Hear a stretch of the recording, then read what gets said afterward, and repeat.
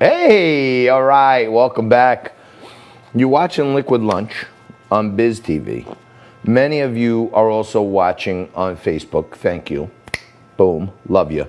And many more of you come back a little later on tonight, late overnight. I watch the views. They go up as the day goes on. So I know people are coming on later and watching it, and I appreciate it. I'm trying everything in my power to keep the news coming to you and talk about different things. And, you know, Fridays we have some laughs. Mondays we talk about money, and I try to talk about stocks a little more. Keep your eye on Overstock.com, the stock.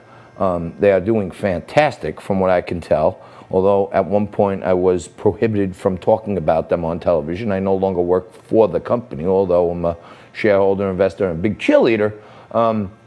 They're really making monumental gains through the corona. They've changed up their marketing. They've slimmed down. They've cut expenses. It's really an unbelievable thing that's been happening. And when you see Wayfair, okay, for those of you who do follow stocks, okay, Wayfair stock sucks. Okay, if you know anything at all, I'm not talking about conspiracy theories or this or that or the other thing, okay? What I'm talking about is straight fundamentals of corporate America. The company sucks. They have never made a single penny of profit since their inception. Well, how do you do that, John? I don't know. Well, if you have like a hardware store in town, a little small business, and you're open for 6 months or a year or another year, and you've never made money, you kind of drain your life savings, and you're like, okay, I can't be a hardware store anymore because I just don't have any more money. I can't borrow anymore with my credit cards. I remortgaged my house for a credit line. I'm out of money. Well, how does a public company lose hundreds of millions of dollars and never go out of business, and the stock's trading at $200? How do they do that, you may ask? Well, every time they need money, what they do is they issue more stock to institutional investors who buy these shares from them to give them operating money. So we lost $40 million last month. Well, we'll sell you $100 million worth of stock if you lend us another $100 million. So there is not a single iota of a chance that Wayfair can ever be a profitable company. Okay? So keep that in mind. Now, Overstock went through some tumultuous times over the last year and a half. They're ahead of the game.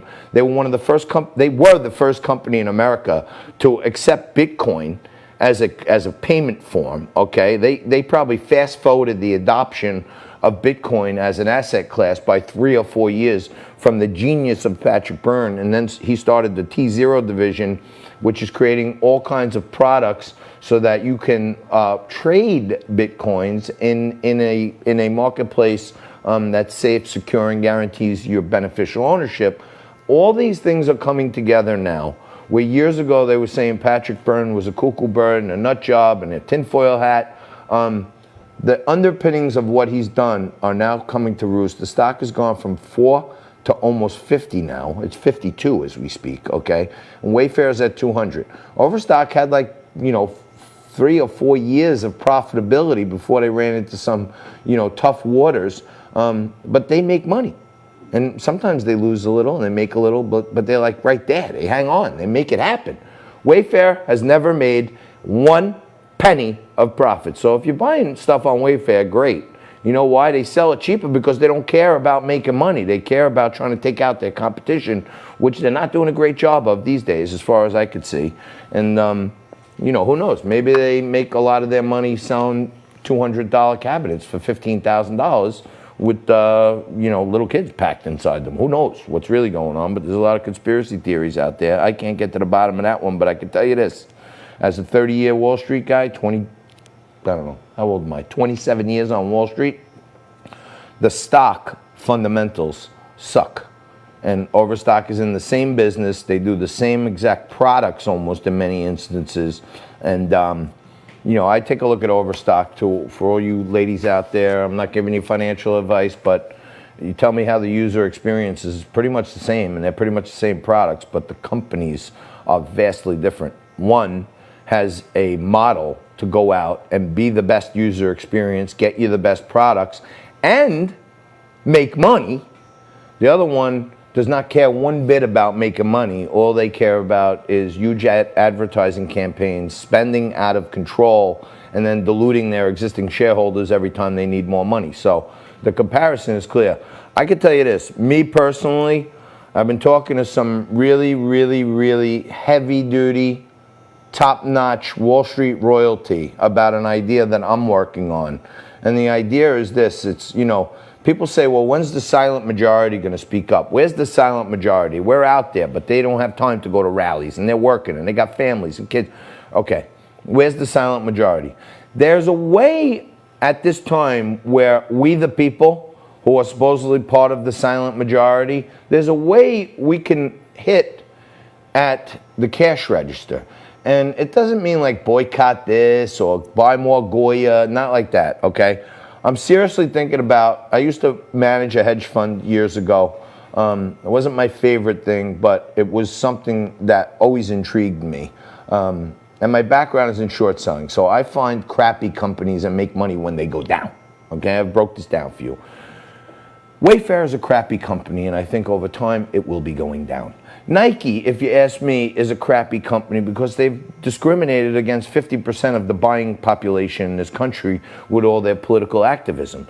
There are other companies that I think stink, and you can make money by betting against them. I'm thinking about starting a fund, the All-American Investment Fund, where we bring in the best fund managers, and the theory is we invest in companies like Under Armour and Adidas who don't take anti-American political stances. And we short sell Nike. So when Nike does something we don't like, we short the stock. And we make sure that the people know that the fundamentals are getting worse. So there's someone for them to answer to, because you want to make Colin Kaepernick the face of Nike, the guy who says cops are pigs and pigs should fry. You want to have a guy up there as your spokesperson of your campaign who kneels down because he can't stand for the pledge for the national anthem, then you're going to pay. Number one, maybe we'll buy Under Armour and Adidas products. Number two, maybe the All-American Investment Fund is going to short sell the crap out of that stock because we think in the long run it's not worth what it's worth today. So I'm thinking about building a blended portfolio and shorting anti-American companies and watching them go down as the silent majority speaks, and investing in companies that are pro-America. And even if they're not pro-America, they're not anti-America. And you know what? Netflix is out there. Netflix, okay? This stock also stinks. The company is a good company because they were early into the digital streaming game. But Netflix sucks.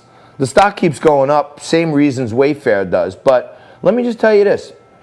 Do you know that Netflix recently pledged to give $200 million, $200 million to Black Lives Matter, okay?